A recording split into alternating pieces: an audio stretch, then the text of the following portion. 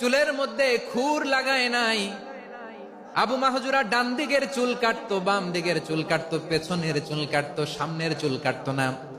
আবু মাহজুরা রাদিয়াল্লাহু তাআলা আনহুর সামনের চুলগুলো বড় হতে হতে যখন এত বড় হয়ে যায়, তিনি চুলগুলো পেঁচিয়ে মাথার মধ্যে রাখতেন।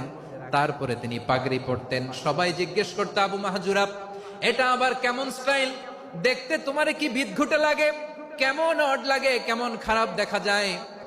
মক্কায় এমন কোন মানুষ তো দেখি নাই, ডানে চুল কাটে, বায়ে চুল কাটে, পেছনে চুল কাটে, সামনে কাটে না। ওরে আবু মাহজুরা, কেমন দেখা যায় তোমারে? তুমি সামনের চুল কাটো না কেন? আবু মাহজুরা বলে, আমি হাঁটু গেড়ে পেয়ারা নবীর সামনে বসেছিলাম। আমার এই মাথার চুলের মধ্যে মুবারক হাত লাগিয়ে বিশ্বনবী নিজে আমাকে আজানের প্রতিটা বাক্য শিক্ষা দিয়েছেন। বিশ্বনবীর মোবারক হাত, পবিত্র হাত আমার মাথার চুলের যেই জায়গায় লেগেছে, আমি চাই ওই চুলগুলা নিয়ে আমি আমার কবরের ভিতরে যাব। সামনের চুলগুলো বড় হতে হতে এত বড় ছিল, পেঁচিয়ে রেখে পাগড়ি পরতেন, কাটতেন না। নবীর হাত লেগেছিল। সুবহানাল্লাহ পড়েন।